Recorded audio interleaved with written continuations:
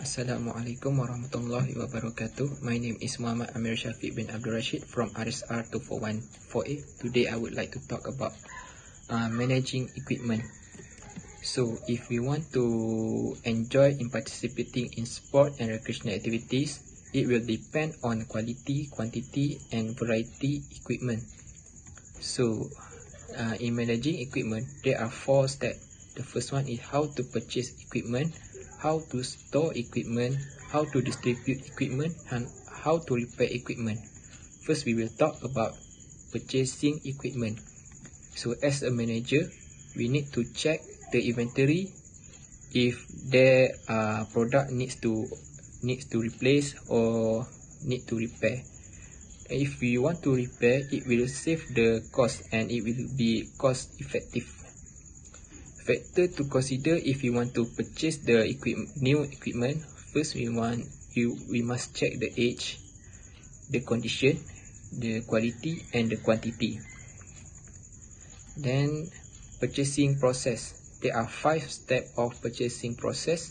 The first one is determining equipment need per spot, assessing current inventories, purchasing procedures, purchasing specification, and equipment delivery and receiving. First, we will talk about determining equipment need per spot. So, this will be assessed by the specialized staff. For example, coaches, instructors, site or activity supervisor. This is because they have more knowledge and they always with the equipment, so they know whether the equipment need to replace or need to repair or need to buy the new equipment. So the factor that we should consider when we want to buy the new equipment is, first, we must check the purchase date and condition of the inventory of all the equipment. Third one, we must know the sample of equipment storage checklist and equipment assessment form. Assessing current inventories. We not only counting on number, but also we must check the age, the condition, the quality and the specification. We need to justifying purchase. Purchasing procedures. If we want to buy the equipment, we need to follow certain procedures. For example, budget allocation. We need to buy the equipment with the budget proposal.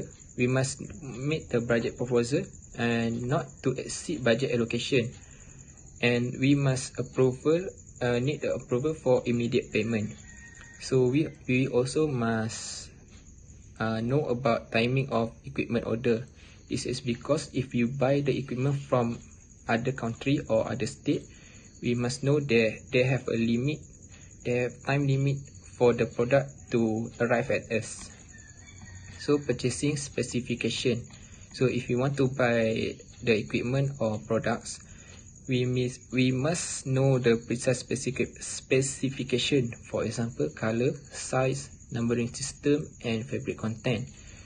It will be guided by the catalog, and if we don't want to have the mistake in buying the product, we must ask for the sample or trial from the staff. So product quality can be obtained from user groups, other supervisors, coaches and equipment managers. This is because they have more knowledge than us. Purchasing specification. Factor need to be considered when you look for information about the product is, first, the product must have safety record. Then must have NOC approval, that is National Operating Committee on Standard for Athletic Equipment approval. Then durability record, the manufacturer or vendor's customer service record, timeliness of delivery system, and we must know about purchasing form. Equipment delivery and receiving. We must plan beforehand. This is because if the product is arrived, we have enough manpower to take the product to the store. We must find out who is paying the delivery cost, find out the delivery time frame, plan enough to handle large item, so we need more manpower if the item is large. Check out delivery items, talk about what being ordered. For example, if we buy Nike shirts, red, with the quantity 100, we must check all that with the delivery man. So that's all from me. Thank you. Assalamualaikum warahmatullahi wabarakatuh. I will continue in chapter 4. In chapter 4, which is managing equipment, I will continue by explaining about storing equipment. For storing equipment, after purchasing has been made, all the equipment need to be stored once the equipment has been delivered. The equipment should be stored by categories, size, and competition level. For categories, it can be divided to jerseys, board, bats, balls, and protective equipment. This method is to have all the equipment stored organically. Next is storage area. Storage area such as location, size, and number must be planned carefully to have the equipment located correctly. Conditions of storage areas must be dry, pest-free, easily accessed to users, and secure theft. The conditions of storage should be prioritized in order to prevent unwanted problems. There are three types of storage room, which is central receiving storage room, utility teaching station storage room, and supply room. For securing storage areas, the equipment should be secure in terms of thief, intense humidity, dust, and pests. To prevent equipment from being stolen, storage areas should no longer use locks or padlock but change it to control access. The equipment need to be secure in dry areas which is free from leaks and frost, and also provide storage cabinet for high demand items. This is to prevent equipment from pests. The storage areas should install room humidity control and smoke detector. Method for identifying equipment. Equipment that has been received should be marked with barcoding, metal etching, and water resistant marking. Correlate with the year of purchasing. It helps to develop adequate inventories and long-range replacement plan.